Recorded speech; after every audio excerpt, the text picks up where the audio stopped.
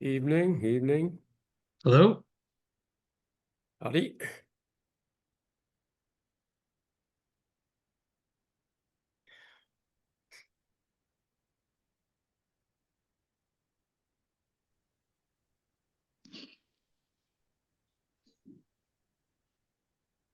If we want to record this, it's a bit early to start. We've got a number of folks who'll be joining us for a while, so maybe we want to start any recording a little bit later.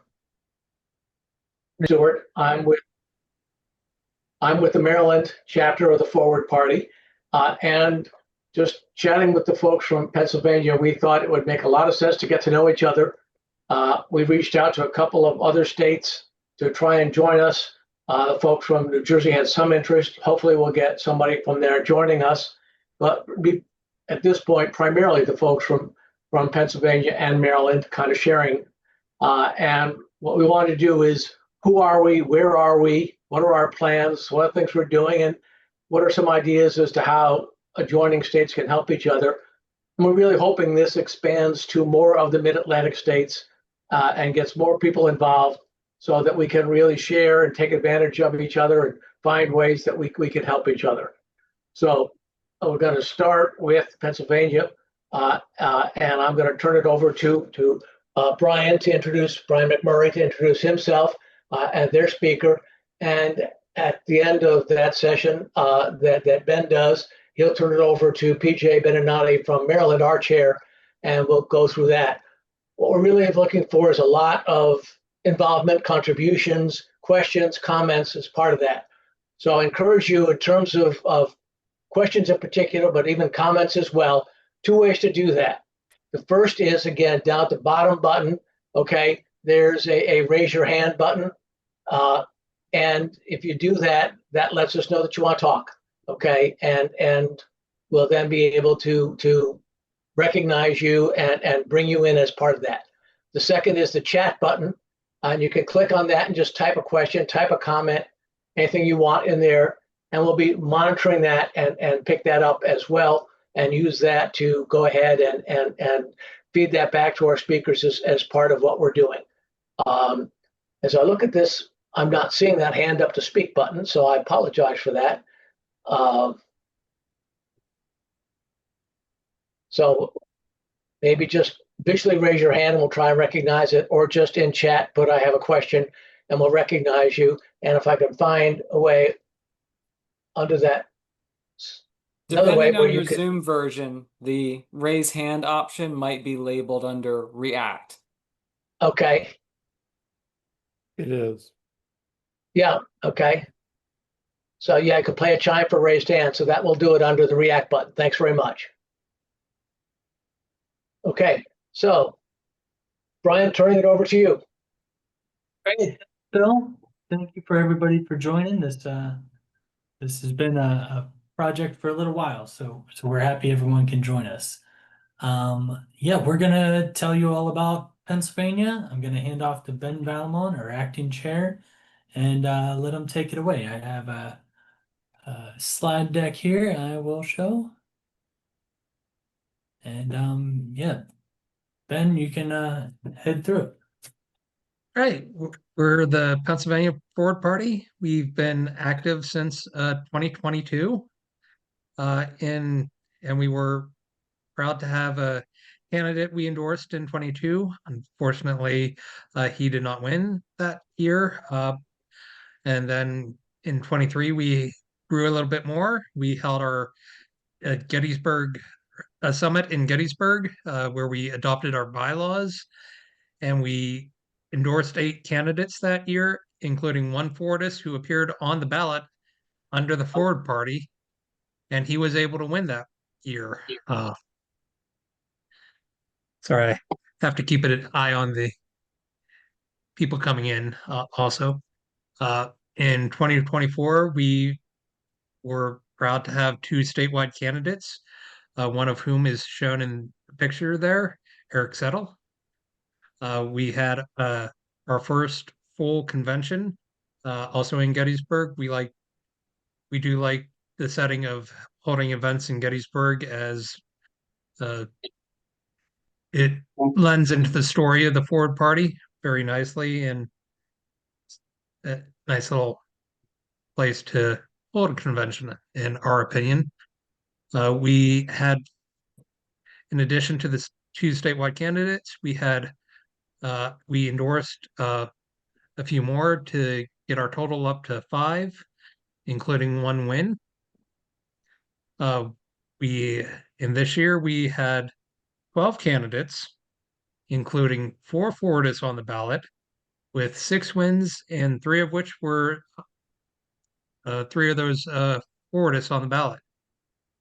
And I also forgot to mention we uh, also have a few sitting electeds who affiliated with us. And back in 23, it was Senator Anthony Williams in the PA Senate, and also Senator Lisa Boscola. And we're forget if we're announcing that yet or not, but there is another one in the works, and actually another 2 in the works, actually.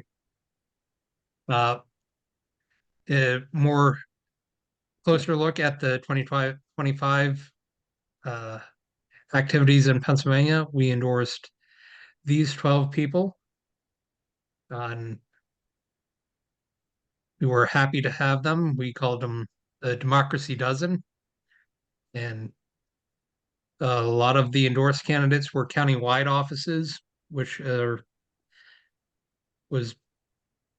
thought was a nice showing of how much the forward message is getting out there. And I don't know if you're Brian.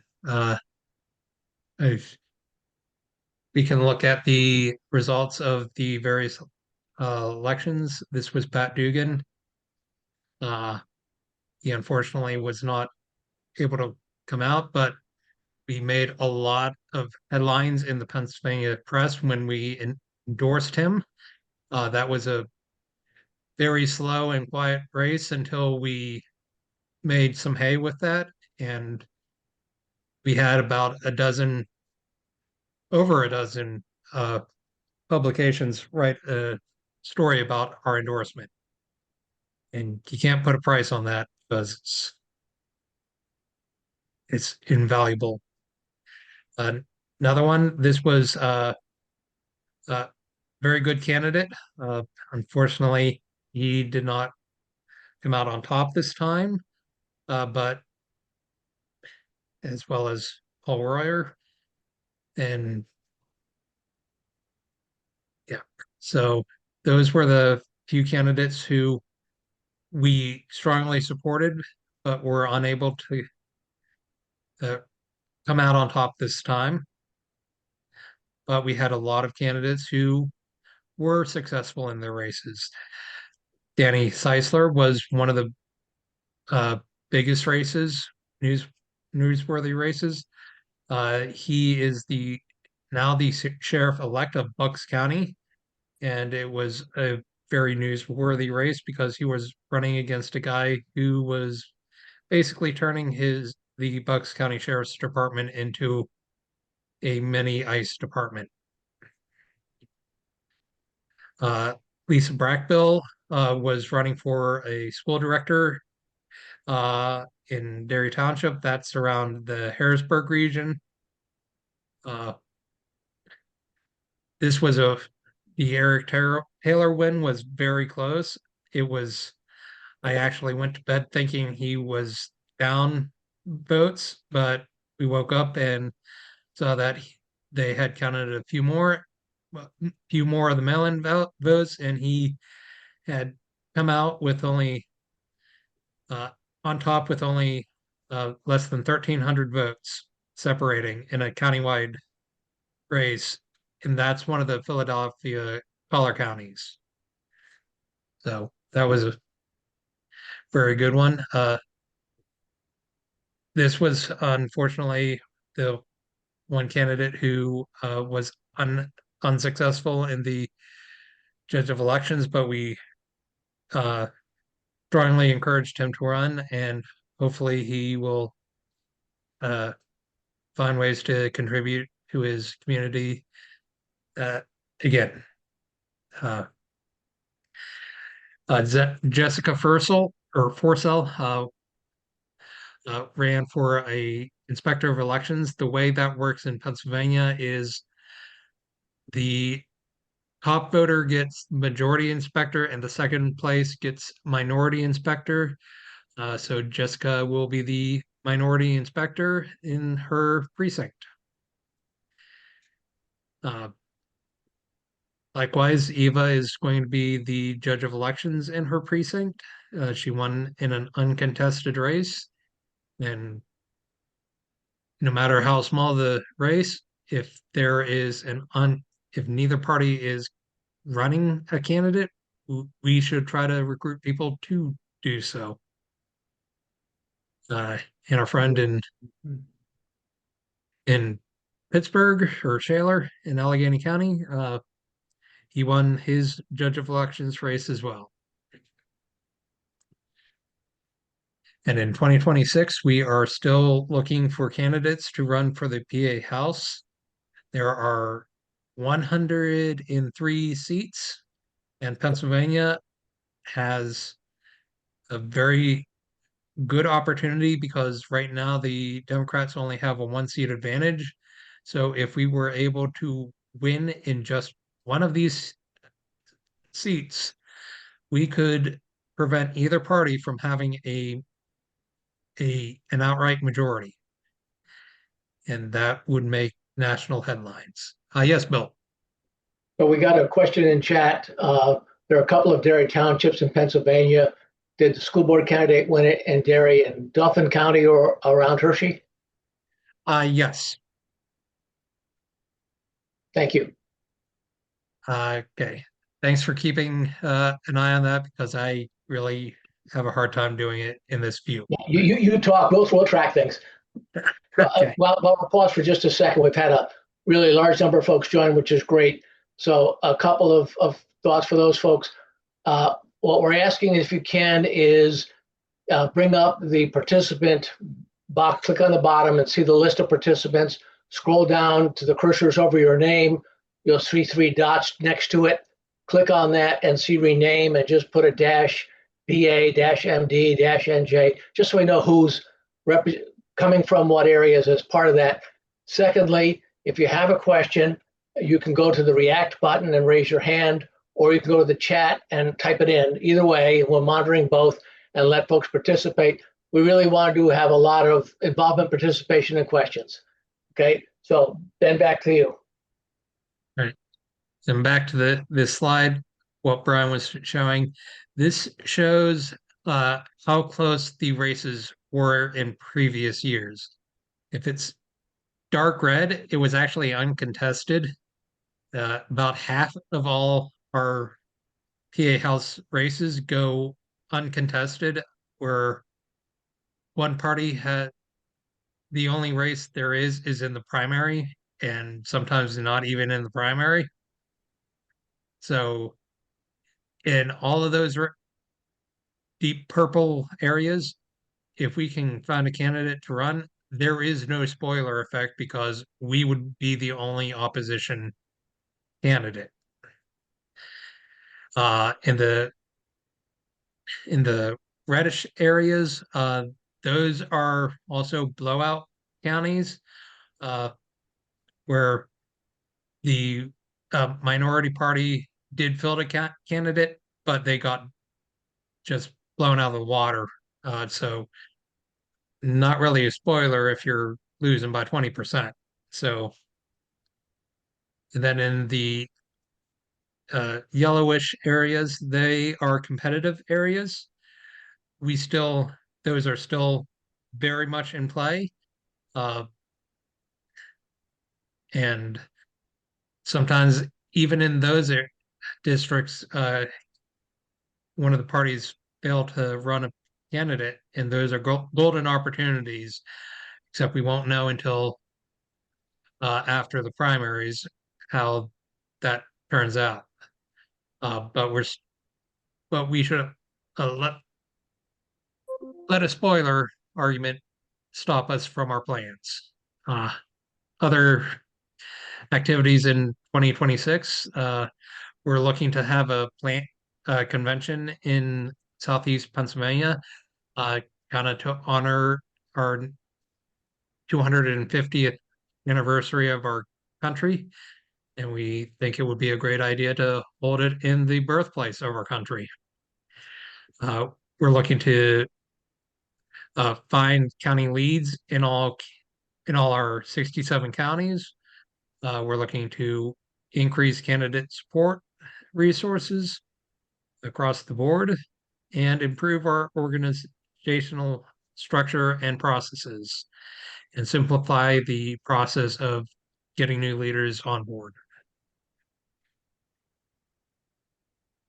Any questions? Yeah, thank you, Ben. I thought that wrapped it up all really well. Yeah, we have some hands up. How about Ryan Such? Nice job. Pronounce that right. Did I get it? Okay, Yeah, good. you did. Such. Yeah, thanks. I was wondering, I've been corresponding some within the PA party about these county lead roles. I was wondering if you have like an onboarding or a training plan for them, and if not, I guess I would suggest that you do, even if it's relatively basic, just so there's kind of like a common Yeah. knowledge level and uh, yeah. So the county lead role. Now I don't know if maybe we hear about Maryland and if they are attempting to assign designate county leads, but we're kind of taking the approach that it is what you make it. So to some people, it'll be a very simple. When a new person signs up in the county, we have someone to refer them to. Some other people might want to like actively try and recruit candidates from their area or hold events for people in their county. But really being the person that having someone in a state really helps us. Like occasionally we even get media requests. Recently we got one, hey, can you get us someone in Bucks County to talk to, for this thing? If we have a person in that county, it's way better for all those sorts of contacts. And then that person can do any of those things I listed. And and then we have Ben, we had some discussion about the role that county leads would play in the state structure. I'm not sure we like made official decisions on that. We have So- not informally. It would be you would be invited to our leadership calls if you start becoming a regular attendee. We'll probably make you an official member through the chair can make you an official member. We just want to make sure that if we are going to make you an official member, you're part of our quorum number, and we want to make sure that you're going to be there instead of And yeah, and when we have 67 county leads, we'll be so thrilled. It'll just be a whole we'll have a whole call just full of county leads, and they that'll be its own thing. Bill. Just want to let Ben know that a number of comments saying, just the more Forward Party gets recognition and being on the ballot and part of this process, folks really like. So a lot of positive comments on that. Thank you. Rachel. Thanks. I was just going to add, trying to learn from our experience here in PA, what's worked and what's maybe sometimes gotten in our way is we are trying to be sort of casual about this county leads position and not scare people away. But we do, in fact, have like a new leader onboarding document, and it has what committees we have when they meet, the ways to get more involved. So we do have some structure, and I would say we also would provide a mentor to any new county lead to sort of explain like this menu of choices of things you can do, and as things come up, how you can do them. And I think we still have to have them onboarded at the national level, however they're doing that, to get them access to Nation Builder. If I could be misunderstanding, but I would think, or I'd hope, that if someone is enthusiastically being a county lead, we would go through that process. And then, as they mentioned, like we do have 67 counties, and we're trying to have 6 or maybe 3 regions. And we've decided that as we get county leads, the hope would be that those county leads would then elect their own regional lead, as opposed to getting one person to be in charge of like 13 counties from the jump. We haven't had a lot of jumpers, so we're kind of trying a different approach. But correct me if I said anything out of sorts. No, I love it. Thank you, Rachel. That was perfect. PJ, PJ, are you ready to kick off your segment, or did you have a question? No, I was just going to add for Ryan. We're doing a very similar thing in Maryland. Like, we actually similarly learning from what we've gone through and our experiences here. We actually jumped into the role a little too hard and heavy in the past, and it was really easy to scare away really interested, excited volunteers by overloading too much. So we're trying to back into that, and the only things we ask of our county leads are the same thing: is be that welcoming face for new volunteers, just be that point person in the county for us when we get new people, and then to attend a monthly call with all the other county leads, just so we can kind of cross share information. And beyond that, there's they can do anything they want. See, that's the exact reason for this call, so we can go, oh, how are you doing, county leads? And Yeah, well, very similar. PJ, you're on the line. Let's go ahead and start your presentation, and we'll have more questions at the end. Yeah, absolutely. You guys all able to see that okay? Cool. Yeah. Just to start, looking at 31 people on the call tonight, this is awesome. And through all like the chaos that we are seeing on, I think, the daily basis at the national level in our politics, and how kind of gross and toxic it has become, I think this is really inspiring to see so many people coming together. Forward is picking up momentum. We're seeing it in our state. We're seeing it in other states on national calls. So there is a lot of optimism, I think, looking ahead to the new year here. So Maryland, we got our, oh, sorry, went a little too far there.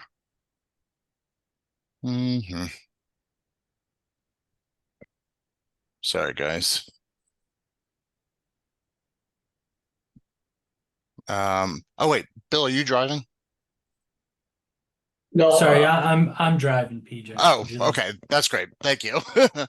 Sorry. Yeah, so we got our start here 2021, and we've had a couple, our board has kind of evolved a little bit from there. We've actually got 11 members right now. We'll be growing that out to 14 in the new year here. We currently have 60 active volunteers that are regularly working on different efforts around the state. We've got about 900 supporters right now within the state. And then we have some listservs that, depending on how we split that up, we several thousand within our email listservs now, which is pretty great. We do have some exciting stuff right in the new year. We're doing our annual elections, and this will be the first year where we have competitive board elections, where we have some incredible team members that will be coming out who are very worthy of sitting on our board. So it should actually be a lot of fun to kind of go through this first competitive board election for us. And then as we continue to move on, we will continue to tighten up and refine our operations. Our bylaws were established very early on, right at the beginning of our organization, and we have come back and we have occasionally reviewed those and edited those and made updates to those as we find ourselves in different situations where we need to adapt. And it's been good to be able to guide us along. Next slide. This past year, we actually had some good accomplishments, that lots of lessons learned, of course, along the way here, but some good accomplishments as well. We are definitely seeing some growth. We've about tripled our volunteer numbers since this time last year. Maryland Forward Party is organized globally within our organization into basically 5 committees is how we organize ourselves. That's the next 4 groupings down here, and then compliance is our 5th group.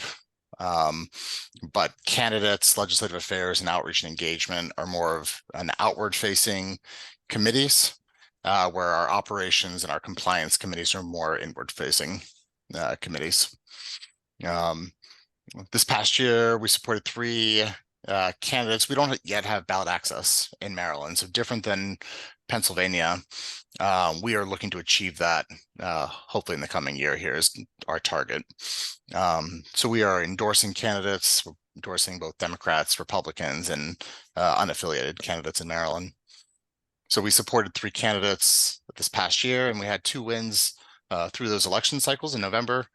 That was 2 different county council seats, one for city council in the city of Annapolis, and one for city of Laurel. And that was a repeat candidate, second time winning that seat. We also have a mechanism that we're utilizing called the candidate shortlist. We're using that for any time outside of 6 months from the election. Sometimes, we start talking to candidates really far in advance of an election, and sometimes it works out and sometimes it doesn't. And situations change very rapidly when you're that far out. So we use a shortlist mechanism as a way to start to build a relationship and introduce those candidates to our supporter network. And then when we get within the 6-month range, we come out with formal endorsements. We reevaluate and decide whether formal endorsements are appropriate. So come January, we'll be within that range or getting close to that range of 6 months. We currently have 2 people on our short list for 2026, meeting with lots of candidates right now, though. We've got about 6 people on our candidates committee team, and they are meeting with people almost every week now. So that's been really exciting to meet so many good candidates. Legislative affairs, we've been fairly active here. Last year, we tracked 40 bills in the State House. Our state legislative sessions from January to March. And during that time, we testified on 13 of those bills. 3 of those bills passed. 2 of them we were excited for. 1 of them we opposed the entire way. And it was a bill that would make it easier to dismiss the creation of new political parties in Maryland. And that unfortunately went all the way to the governor's desk, where Governor Moore signed it, despite our opposition to it and request for veto. But we're working with the State Board of Elections and hopefully have a way to reverse those in the coming year. We are working hard on RCV here, and we had our first big win with a local jurisdiction taking this through a advisory referendum. It's the city of Greenbelt. They should be picking that bill up and hopefully proceeding. It passed with a 70% vote, so it was a really strong showing for RCV. There's 4 other local jurisdictions that are tracking it close, so hopefully that could start to be a domino effect for some of the local jurisdictions. In Maryland, the state has made it very clear that they don't want to pick up RCV until they see more proof of concept at the local level. We are actively pursuing some open primaries legislation, and we've had some state legislators reach out to us to try to draft some bill language for this coming year. So we've been active in bringing a lot of organizations to the table to come up with consensus language for that bill. And we'll be tracking that into January here. We also are undergoing potential mid-cycle redistricting. Maryland's a deep blue supermajority state for the Democrats, and Governor Moore is pushing very hard to do mid-cycle redistricting here to combat the craziness that's happening congressionally across the country right now. We came out with a public statement opposed to that approach to fair maps, not thinking that that's really the fair way to do that, but really wanting to step back and look at independent redistricting as a potential alternative solution. Finally, as we look ahead with outreach and engagement, we are using a partner. We have a partners page on our website. We now have 18 partners listed on our website. These are pro-democracy partners and community up partners. These are organizations across our communities, across our state, and some national organizations that we align with, and we're cross-connecting across each other's networks. We've been active on social media this past year, and we're doing a lot in the background too. We built a new website this year. We now have 43% of our counties represented with county leads and county teams, hoping to grow that into the coming year. And we've been building a lot of like the systems for growth. So through our teams and our committees, we now have a lot of the key people in place for when new volunteers come in, we can actually distribute the workload finally a little bit better. Next slide. PJ, before you do, we've got a couple of questions. Yeah, that's actually a good one to pause on. Yeah. Okay, so what are key considerations or criteria for the Maryland Party as you vet candidates from the short list to endorsement? Yeah, that's great. We are recently kind of picking up on National's cues here. National has revamped their approval process, and we were already doing some of this internally ourselves, but now we're kind of cross-connecting our process with National's process. So we do some of the early vetting ourselves. When we feel comfortable enough with our pre-vetting within our internal team, then we ask them to go online to National's application process, and that weeds out a lot of candidates right there. You can tell who's serious and who's not by who's going to do the application process, and then that triggers a national background check that National is doing. So that formalizes a background check there. We bring it to our board while the National Party is reviewing it, and then we come together either in agreement or we talk through any disagreements at that point and any conflicting backgrounds that we found. Thanks, PJ. Before I get to the second question, we do have somebody from New Jersey joining us. Oh, Derek great. Grant. Derek, great, thanks for joining. And when PJ's finished, just if you'd like to share anything from the point of view of New Jersey, you're certainly welcome to do that. If not, understand, but just we'll come back to you and just ask if you'd like to do that. Our second question, PJ, is what's been Maryland's most successful outreach in getting volunteer supporters? And if you'd like, I'll take a shot at that answer. Please do. Okay, so I run the volunteer committee for Maryland, and I'll try and give the 120-second response. And Joe, happy to get back with you and expand on it more as part of that. The people we're talking to are volunteers, have never been involved in politics before, almost exclusively. And we reach out to them in a variety of ways. We do a monthly meeting on different topics.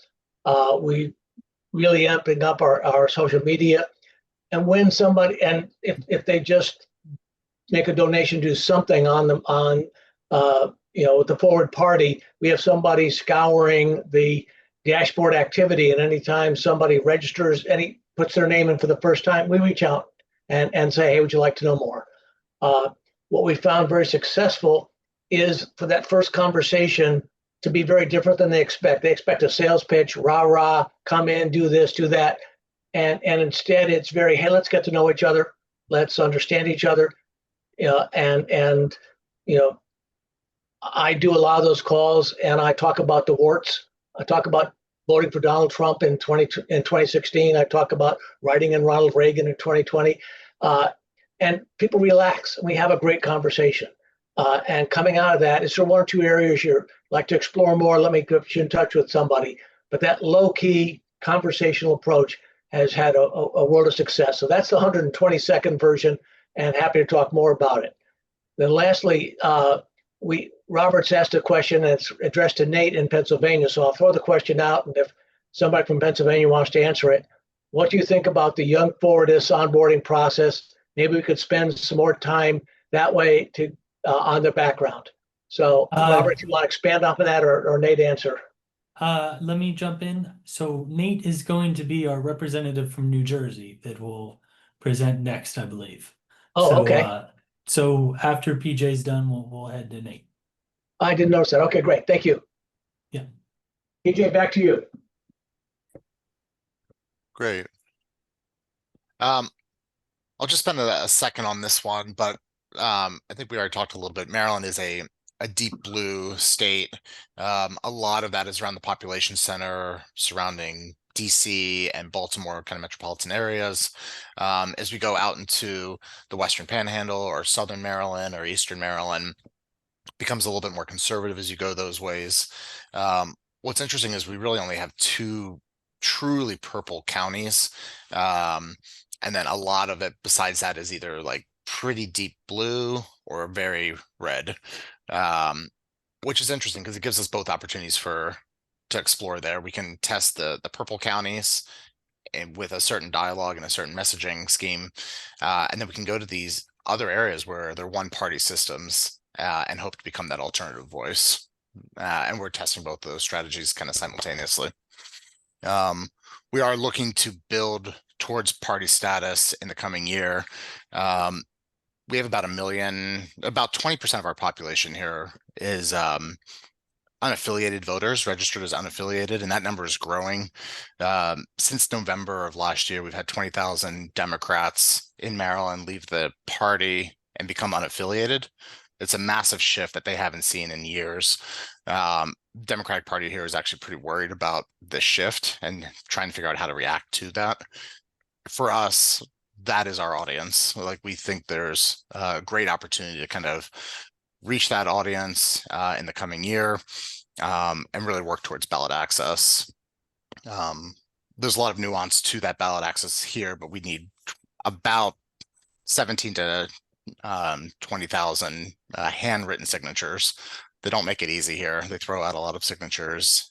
And even though they had digital signatures allowed a couple of years ago during COVID, they did that for 2 years straight. Then they went back to hand signatures. So we got some fun obstacles here, but we're working through those, and hopefully we'll be successful in this coming year. Go ahead, Brian. Thank you. So as we look ahead, we are kind of looking to grow as we move ahead. We want to be working towards a number of about 30,000 supporters in the next 5 years. And that assumes that we get our ballot access next year, and then to maintain that, come about 2030, we'll need about 35 registered forward party members. Will be our easiest route for maintaining our ballot access. There's a couple different routes to do that, but we think that might be the easiest approach. And so in the meantime, we are going to be building our network as we go. We're really focusing on our candidates and their extended networks. We're focusing on our legislative affairs and building partnerships and relationships through that, and working within our communities. We're trying to build this community up, localized policy agenda so that rural communities and urban communities, we can be focusing on both of their their priorities simultaneously. We don't have to choose one over the other. We can focus on solving the problems where they are. So definitely a growth year looking ahead here. And then we see a lot of opportunity to cross-connect across the border. We're really excited to be working within the broader region here. Just so everybody knows, the state leads from the Mid-Atlantic region are now meeting on a monthly basis, and we're trying to get a rhythm down to that. And the more we can do events like this, where beyond the state leaderships is meeting, we actually get this broader audience. I think we want to do more of these types of crossover events as we look ahead. I think I'll go ahead and pause there. Yeah.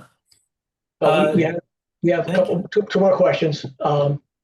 So Chris Gambino is asking, love to see the data on shifts in registration. Are you inviting it or letting it happen organically?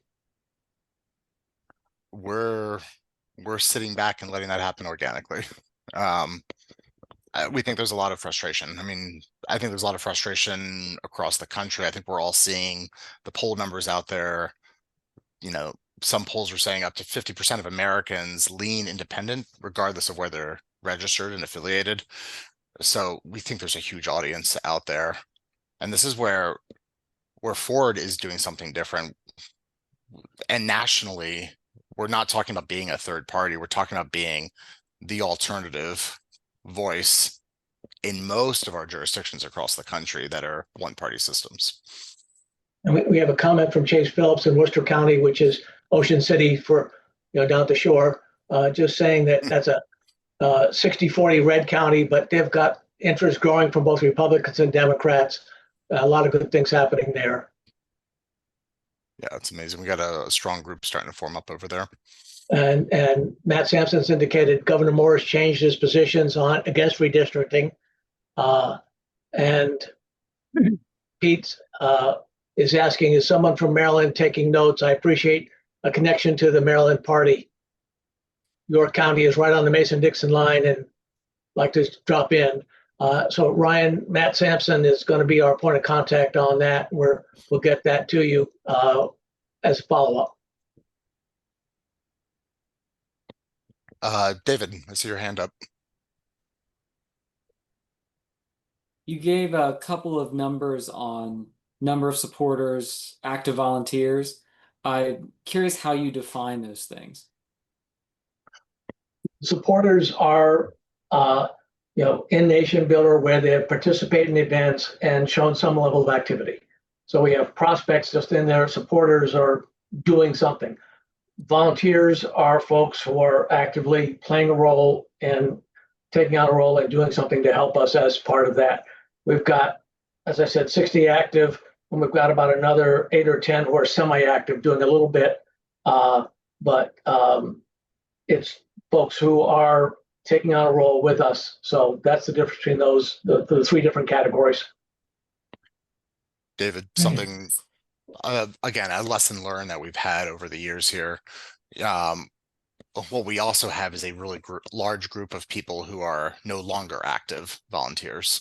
And a problem that we had for a while when we were still a very small group with a very few people doing lots of different roles is that we didn't have the bandwidth or capacity to bring people in and get them engaged. So we had a real problem for a while of people coming in the front door, nobody having the bandwidth to greet them, engage with them, and then they would just kind of walk out the back door without us even knowing. And I think we've now built out enough of an infrastructure with enough people and different points of contact that that's happening less and less, hopefully. I think that's exactly where we're at. You articulated very well the way I see the hurdle we're trying to get over in PA. Yeah. Well, one of the things we're going to pilot in January is a training program for new volunteers, get them up to speed, and going to ask them to commit to 90 minutes just to learn about who we are, how we're organized, what our priorities, why they are, and kind of why our messaging is. So we're going to run that in January. If we get a good response, our plan is to do it every month for any new volunteers who join.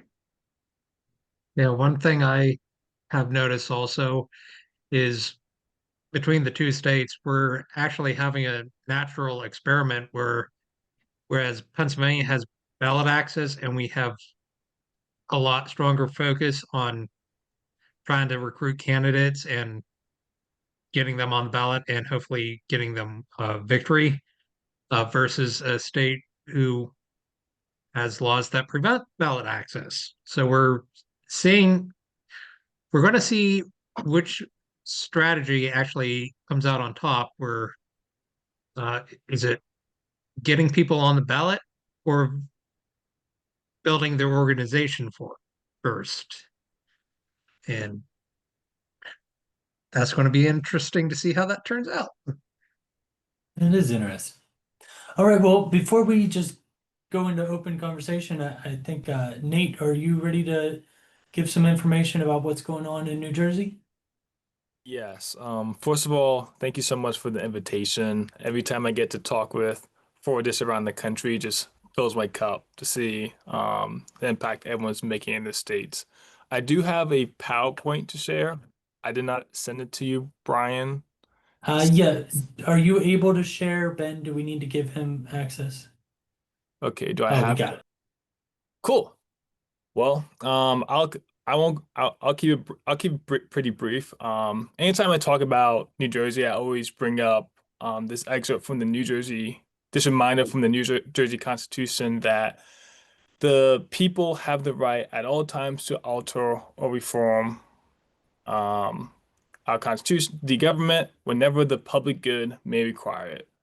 Unfortunately, I feel like a lot of sentiment that brings forward this to our organization is that we forget that our our elected officials are beholden to us.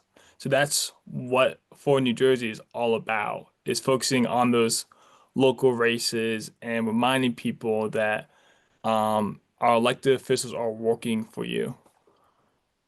So to talk a little bit about New Jersey, we are definitely more in the early stages of organizing. I stepped into the role as chair for 8 months ago, and it's definitely been a learning by doing experience. And just like everyone, we kind of the last just like everyone in the early stages, we just kind of say yes, try as many things as possible, and just to see what works.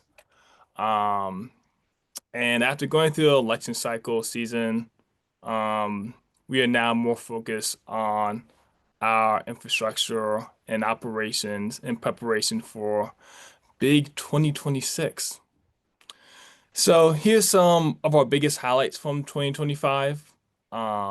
In March, we were invited um, to the YMCA Youth and Government Conference, which is basically New Jersey's mock government for high school students. Pictured there is James Meister from North Jersey. He helped us organize the event, and now he serves as the National Youth Policy Director for the Young Forwarders. Um, James is incredible. From this event, we got five New Jersey high school students to go through a summer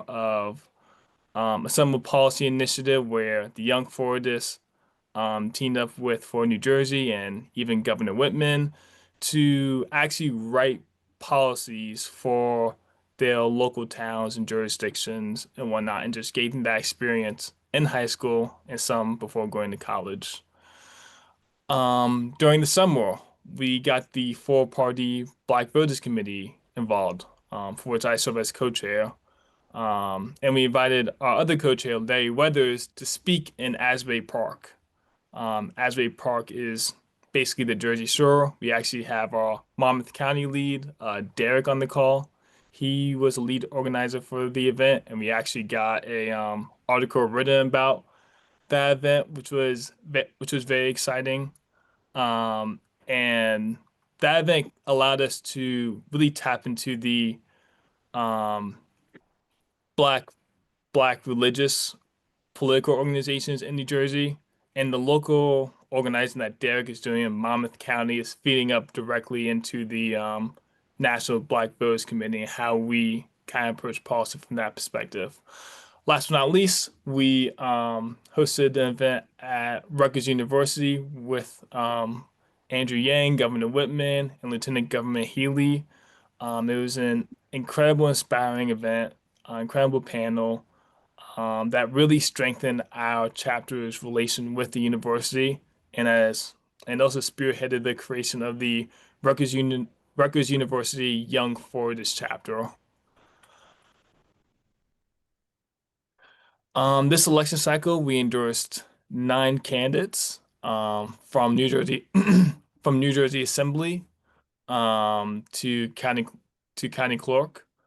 While we did not have a victory this election cycle around, again, just learning by doing, we gained a lot of lessons, and we now know, and we are actively preparing the infrastructure to really ensure that our candidates receive the on-the-ground support um, that they deserve.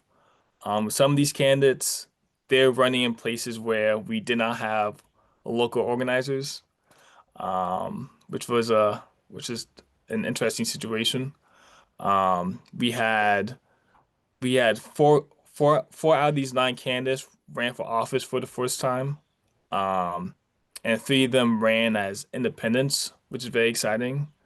And reflecting, 5 of them ran on the ballot line, and I know going to 2026, we are going to focus a lot more on local independent candidates since New Jersey, like other states, is very gerrymandered and not competitive at all.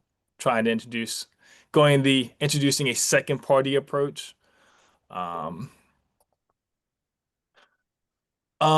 This map kind of lists the four New Jersey presence.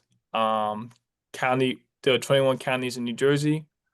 We had four party campaigns, sets leads in 9 of these counties, and we had 3 dedicated 5 to 10 hours a week county chairs coming out of 2025, which is very exciting. And since they've, like me, they've kind of done the learning by doing with them, we're all kind of working together to establish um county guidelines so that when we onboard new chairs next year, they can learn from the experience of our 3 who've done it, who've just went for it the last few months.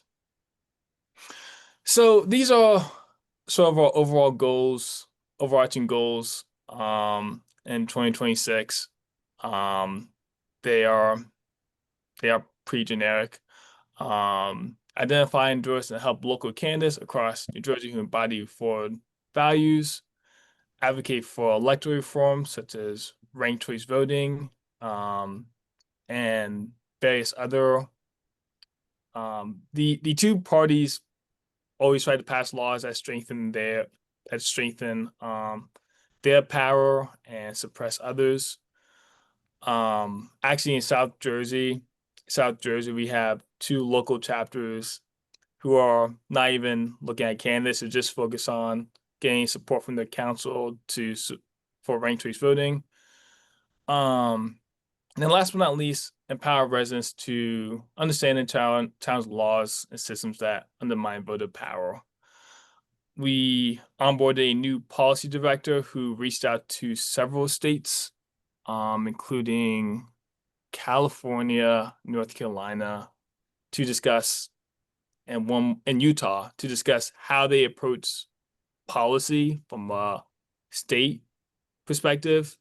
And the way we've decided to do it is that for general policies, we're basically going to try to create for candidates like what's the Democrat perspective on this local issue and what's the Republican perspective on that local issue, and obviously let them decide. So yeah, that's our summary. We learned a lot in 2025, and we're excited for 2026. Thank you so much, Nate. And now, you are active with the Young Forwardists too, like nationally? Is that correct? I'm technically not on the committee. I'm chair of the Black Voters Committee, but being on the committee, I do talk to them like basically every single week. Oh, great. Well, the Black Forwardists, we'd love to hear about that too. Maybe tonight we stick to the states.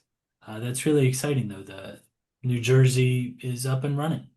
I especially liked your map of all the counties where you had activity this year. Do we have questions for Nate? Um, I might have just missed this, but how long ago did New Jersey start to get an organized forward party presence? So Forward New Jersey started in 2022, but we basically had like 3 restarts. So I'm basically the 3rd restart. Our first president was Brian Varela, um, who's currently running for Congress right now. Our previous After Brian was Steve Barrett, who stepped into the role in 2023, 2024, and then ran for assembly. So I'm the 3rd president, and my personal goal is to just get Forward New Jersey established as an organization, so that when I step down, there's no more restarts. And just to kind of add to that, New Jersey's one of the most difficult places to get access as a 3rd party, get ballot access, which is why our two presidents ran for office because that's what they determine. That's how they determine they can make the most change with ranked choice voting and with fighting I'll call authoritarian laws. And in a way they're kind of right. I mean, because they ran for office and because they made connections in the Democrat Republican Party, they're kind of our ears and eyes into those institutions. So Great. Well, thank you. And everyone should feel free to raise their hands if they have questions for everybody. We'll open this up. Maybe I'd start by asking the Maryland team, have you had that problem where someone runs for office and therefore they're no longer involved in your organization? Has that been a conflict for you at all? We did have one of our really strong board members ran for a county executive role last year, and stepped down to really focus on that campaign. We're hoping to get her back. I think she's still, wishing us the best, and I think wanting to maybe get back involved with us at some point. But we give a lot of flexibility for that to happen. We also have John Caves, who was one That's of right. the original founders and very successful and was elected. Yes. That's right. Oh, wow. That's great. Okay, Chase Phillips. Yeah, which counties is New Jersey active in right now?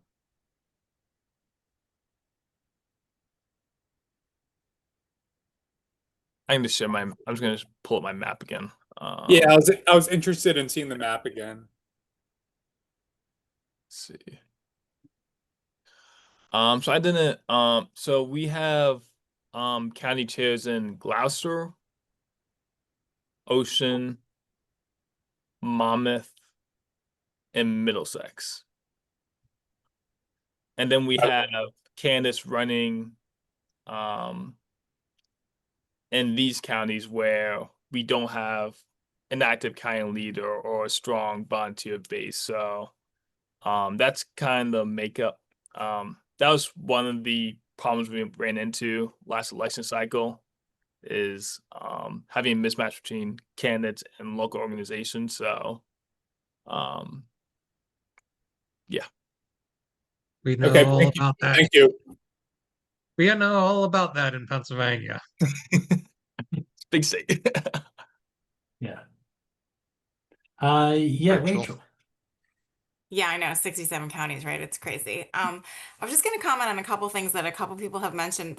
Nate, great job, first of all. I think you're doing amazing things over there. I think we've spoken before. My family's in New Jersey, and obviously we're not too far.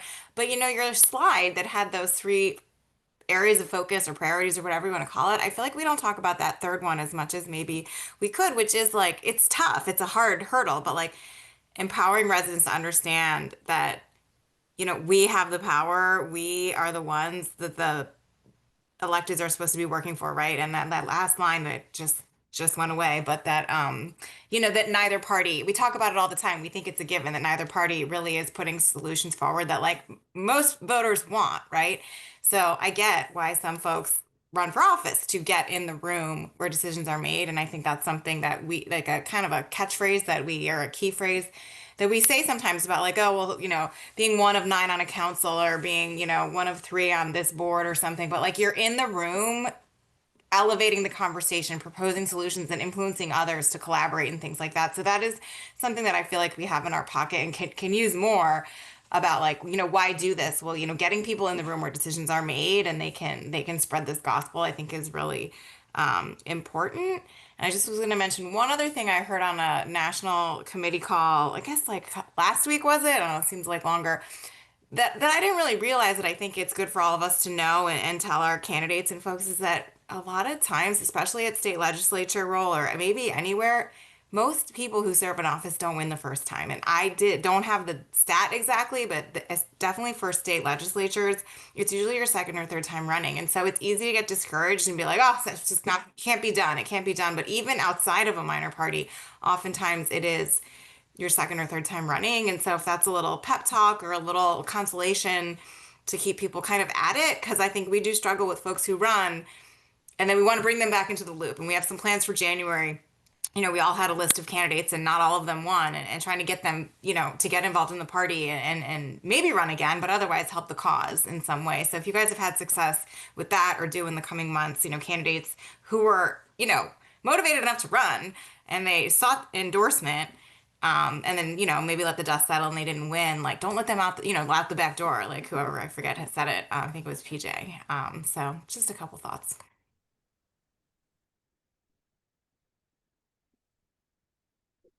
Yeah, that's great. I wondered, does anyone from Maryland have yeah, thoughts on that? The thing I was wondering about is your relationships with the other groups. When I was looking at your Facebook today, I saw you had rolled out a whole lot of groups that you're partnering with. In Pennsylvania, we have officially endorsed 2.5, maybe 3 groups.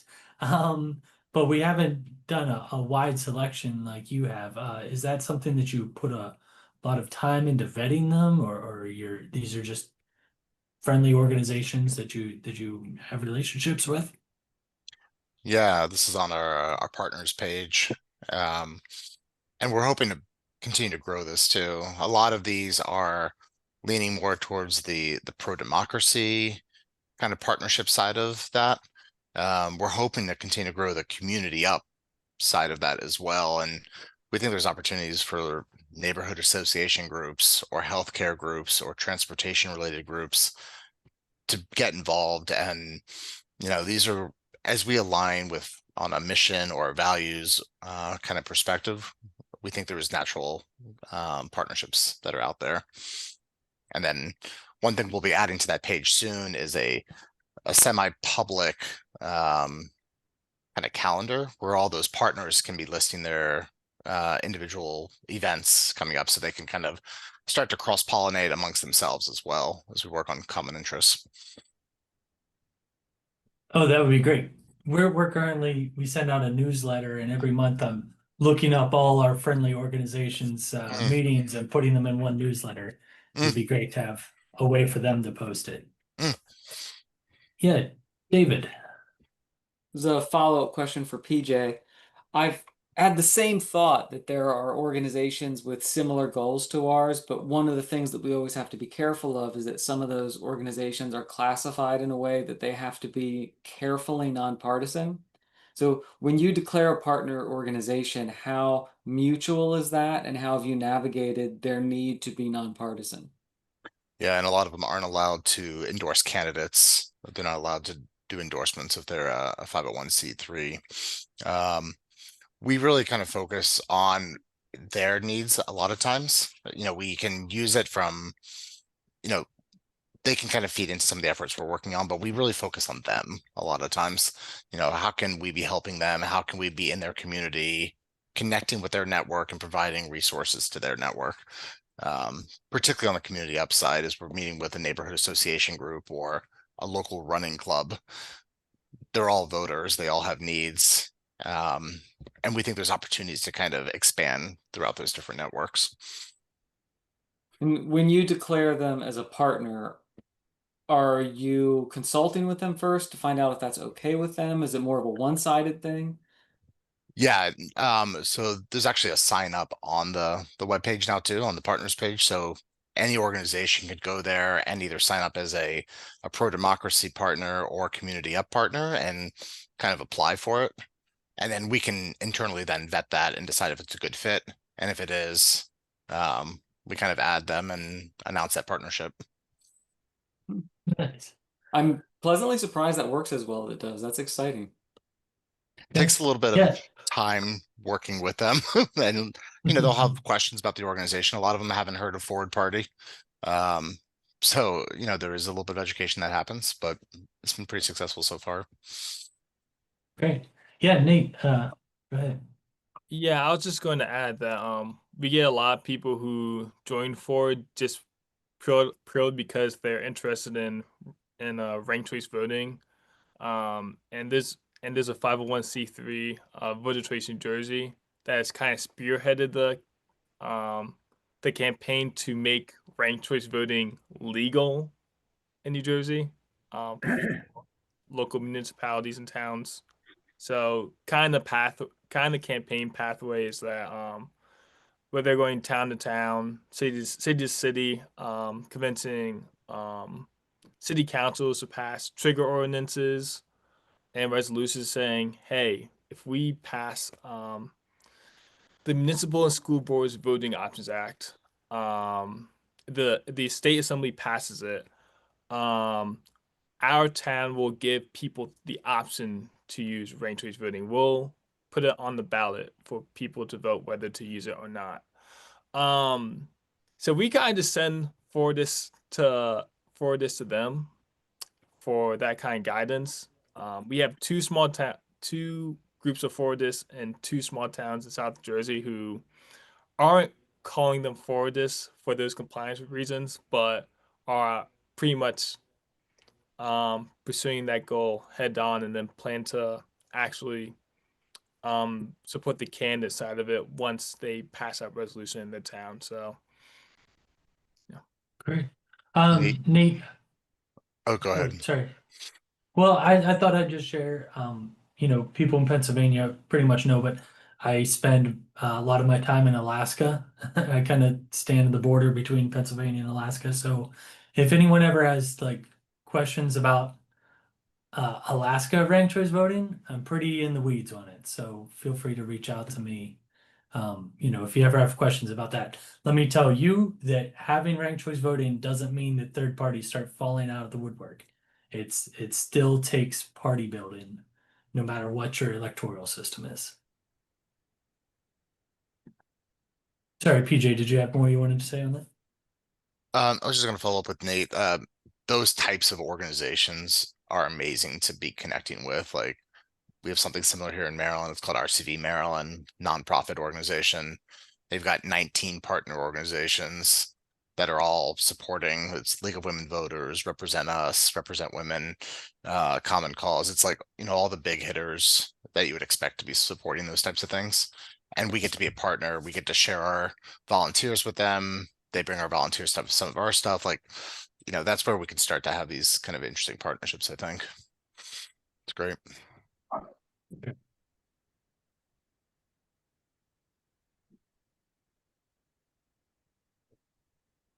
Is there a group in Pennsylvania that's kind of spearheading any of these kind of Yeah. electoral reform?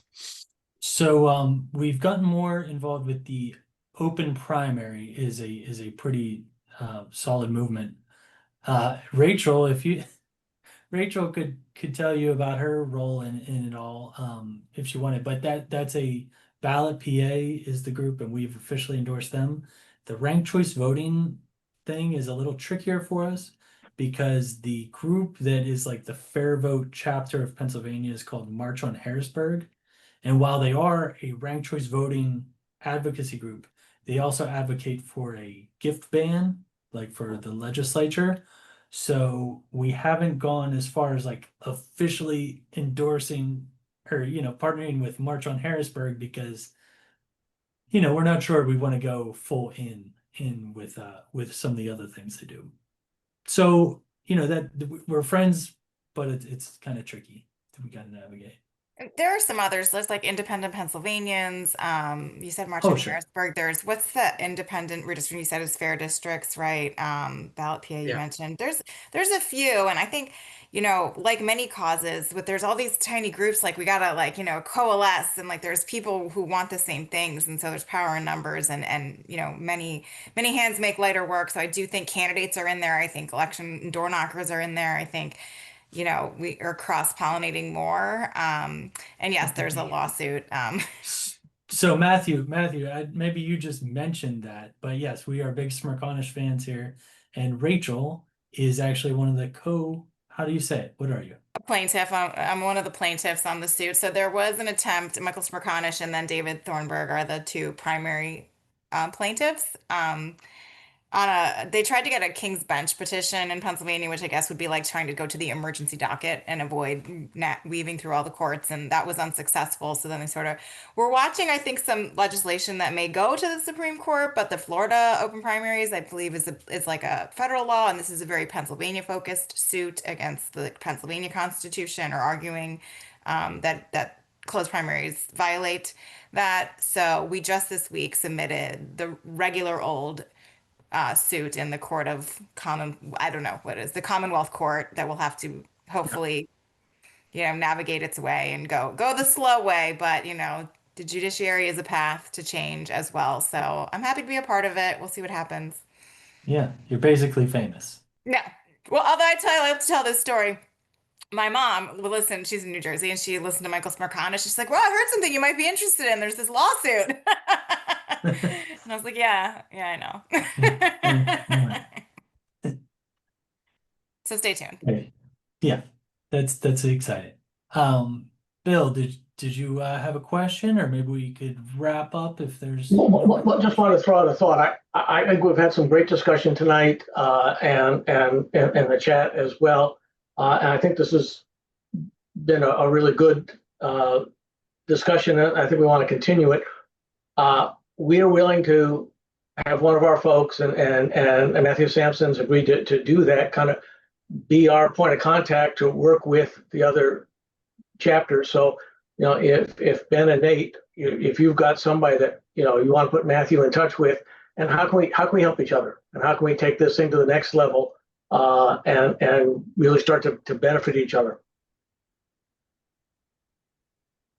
Lots of nodding heads.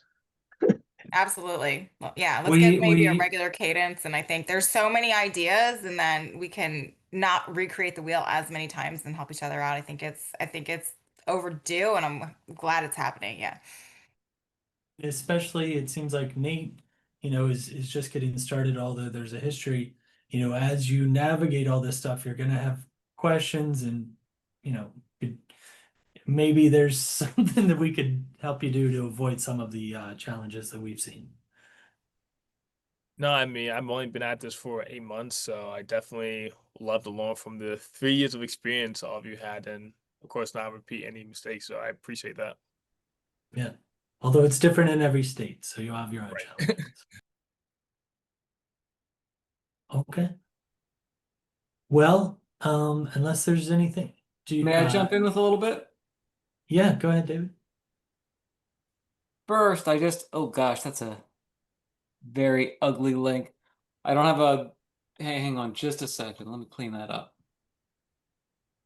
David's always good for the one last thing. And once we start I am. They'll interrupt the wrap up halfway through. So let me start a whole new topic. Sorry. I wanted to say, for those who are not in PA but are kind of curious what PA is doing, we have a Slack workspace, and we've made it open to anyone who feels like joining. So if you are curious to see what Pennsylvania is doing, follow that link that I just put in the chat. You can sign up and just occasionally check in and see what we're talking about, see what we have going on. Throw in a question if you want to pick our brains about something. That's a really easy way to get access to us without needing to know one specific contact person. That's well worth it. That was a good share there. Does anyone else have anything to share in that sense? How you communicate? Where's the best place to find you? I actually have something. Oh, great, Matthew, go ahead. Well, I actually met David at one of the meetups that my friend does up in PA, and he's based in Hanover, Pennsylvania, and I run my own Smirkanish type mingle, and he came down to mine and said, "Hey, this is great. I want to run one up in PA." So he's actually borrowing off my account, and he started his up there in Hanover, PA. So I go up there about once a month. So I invite anybody to come to that. It's a great debate forum and just talking about politics and being civil about it. Love it. Love the Smirkanish mingles. Yeah, I'd like Yes. to make it to more of those. I enjoyed the one I went to. It's unfortunately about an hour away from me, but please don't take my lack of regular attendance as a comment on the quality. I had a good experience. Cool. Yeah, no, it's great meeting you. You too. Matthew's been leading these throughout Maryland too. He's been doing them and going back and forth between 2 different cities. And we're hoping to get a few more of those up and running in different towns and cities too. So Yeah. it's been bringing in like a broader, different audience too, which has been great. Really diverse conversations. So it's been good. Yeah, and I think Smirkonish's audience is exactly in our wheelhouse. Yep. So May I bring up something else? sure. I want to pick the brains of the people who've just been lurking in the Zoom call so far. I'm especially thinking of people in Maryland because Maryland's volunteer apparatus seems so well organized. Is there anybody who's been lurking who's involved at more of a basic volunteer stage? You've done just a couple of other things, but you're not a higher level organizer. Is there anybody from any state who's interested to share what their experience has been just being a tiny bit involved, what your positive experience has been, or what you wish you had more of, or what your questions are? It's all been organizers talking so far, and I'm really curious to hear from some of the people who've been mostly silent. Yeah, Chase.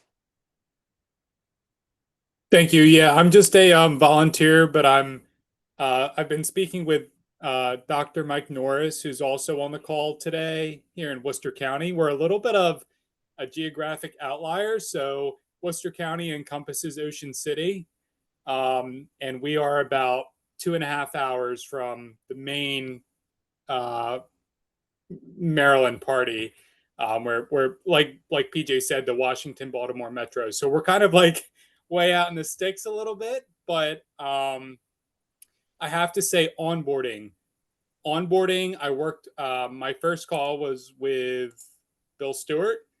That was awesome, and I have to emphasize that onboarding is pretty crucial because for me, between work and other political things, I was on a central committee here in Maryland before. I was used to a different approach where it was very, very much top down, where I was kind of told what I could do and given tasks. And as PJ said at one point, it's like you make your own camp, right? It's what you make it. So we're trying to get Worcester County started off the ground, and it is very much what you make it. So I think onboarding is crucial, and I think that having a clear structure, and I'm very thankful because here in Maryland, I've been given great resources, but given a good, clear structure of the organization is the best step forward to getting more people from the local level involved. I'd like to reach out to Roseanne. Roseanne, we've been working together for about a year now, and I think you've got some interesting thoughts if you care to share them.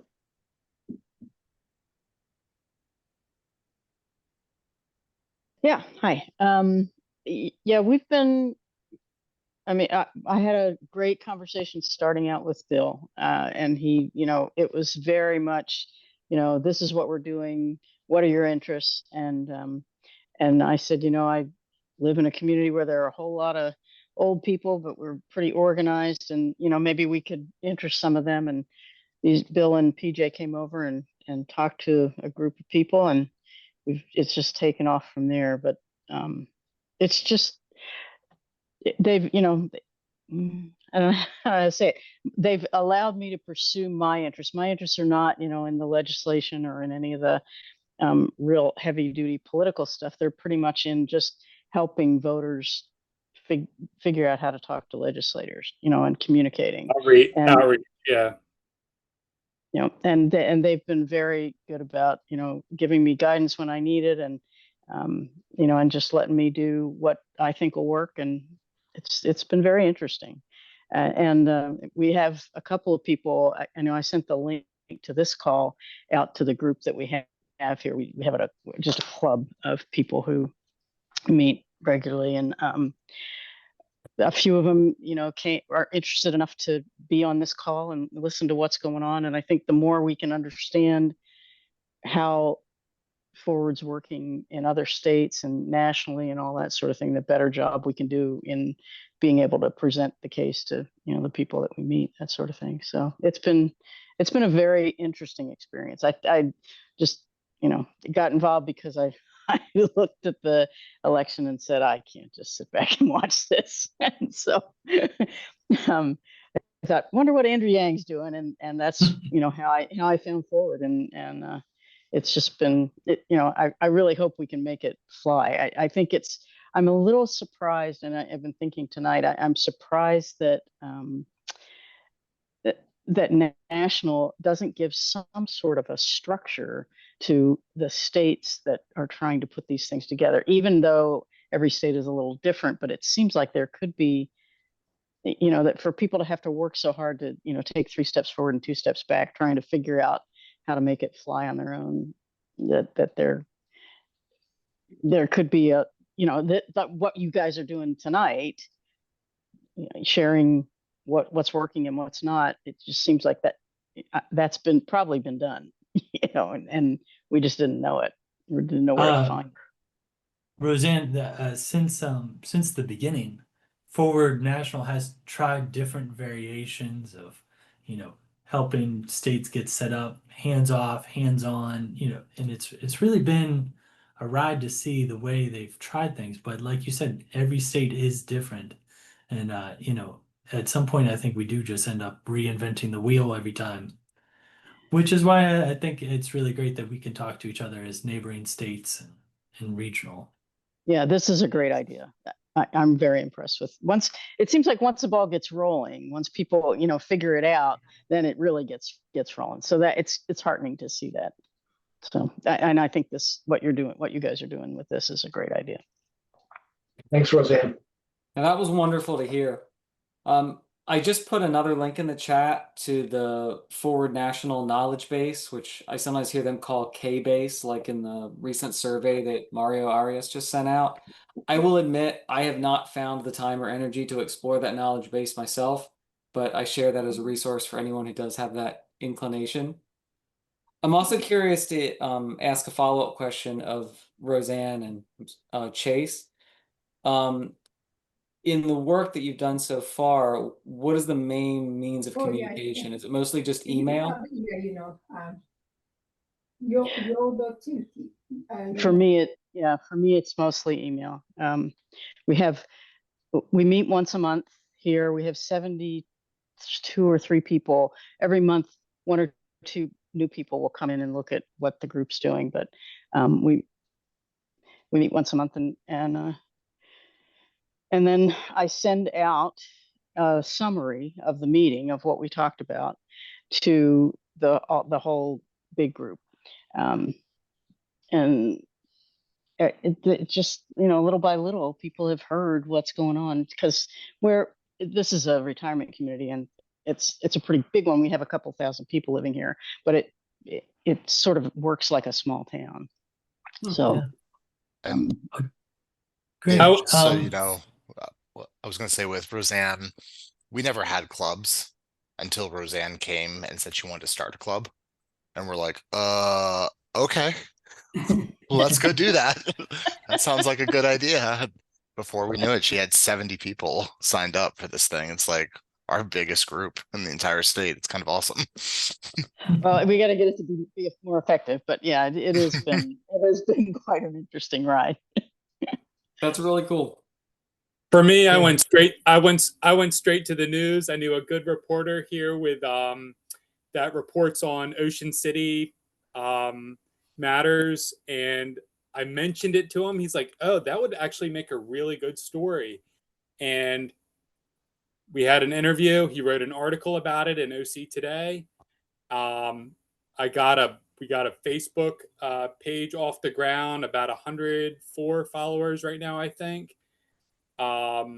So email's a good way, but I found that in Worcester County, Facebook is a good way to appropriately connect with people. Like, you don't want to insert toxic political rhetoric, on Facebook, and we don't do that. But Facebook has been a pretty good way. Lots of little small towns here outside of Ocean City, so that's been good.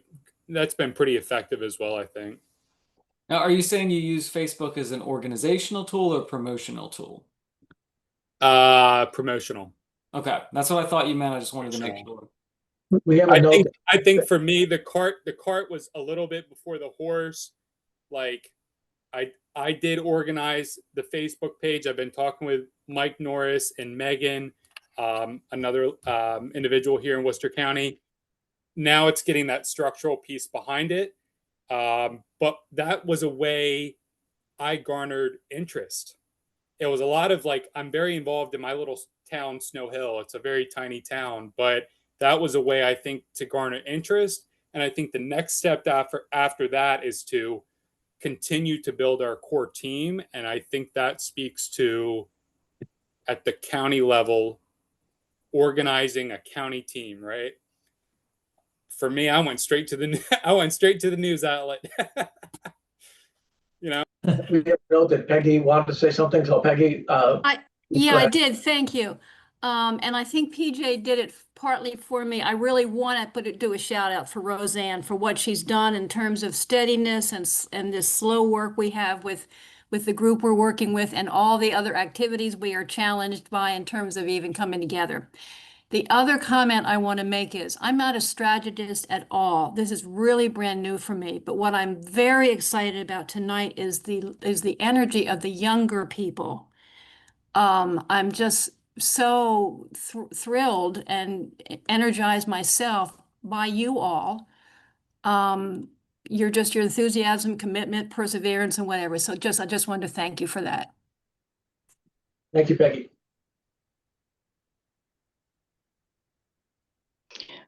Oh, I just thought of one other thing that we use. We made up these little business cards, and because it just occurs to me that there are so many people who are looking for change, looking for answers. And we made up these little business cards that had our top 5 priorities on them. And on the other side of the card, it had a QR code for people to link to our website and take a survey that's there that, kind of lets people tell their legislators what's important to them. And I happened to be at a No Kings rally, and I'm telling you, I could have given out a lot of those little business cards. So I think there are just tons of people who give positive reactions when we approach them, and we just have to find ways to get the word out, whether it's Facebook or whatever it is. We have to figure out how to just let people know we're here. I keep saying that our biggest obstacle is just that not enough people know about us yet. Because I really think that there is a huge untapped pool of people who would be interested in what we're doing if A, they knew about it, and B, they could see proof that it can work.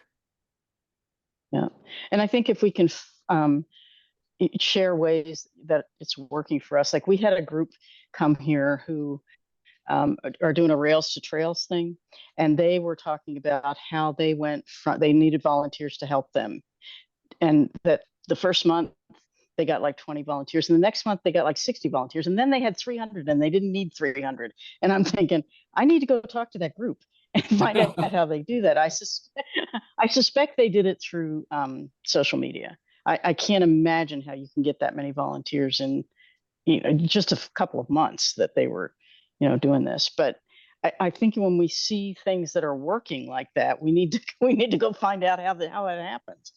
So anyway, we'll figure it out. Yeah, one of the challenges we have in Pennsylvania is you might have heard about the Pennsylvania Tea, Pittsburgh, Philadelphia, and kind of Alabama in between.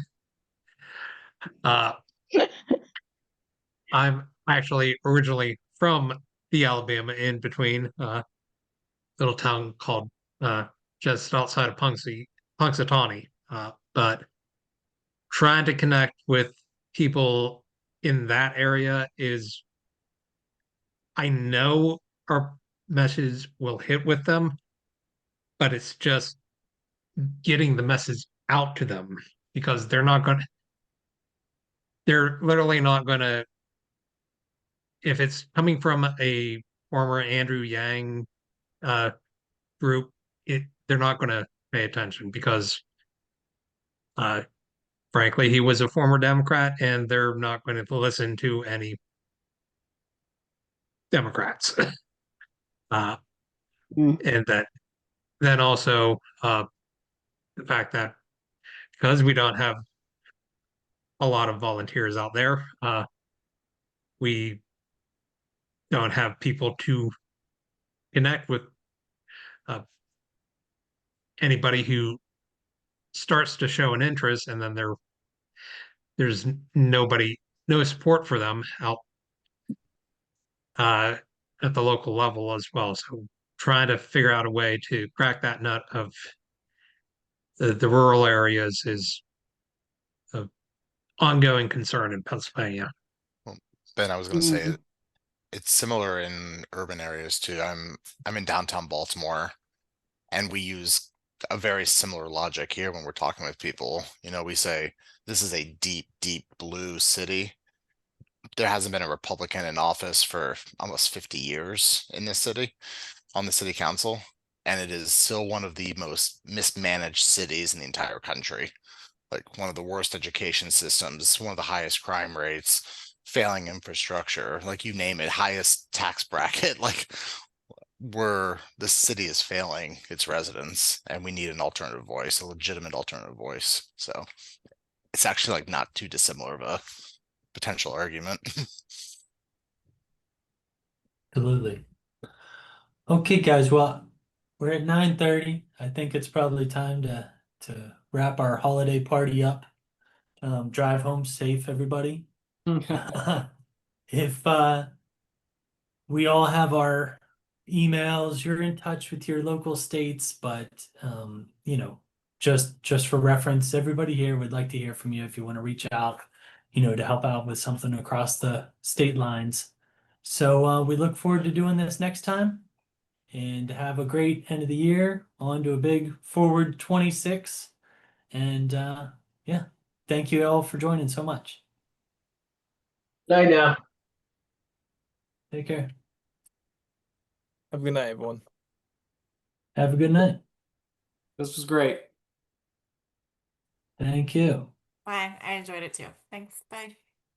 Bye.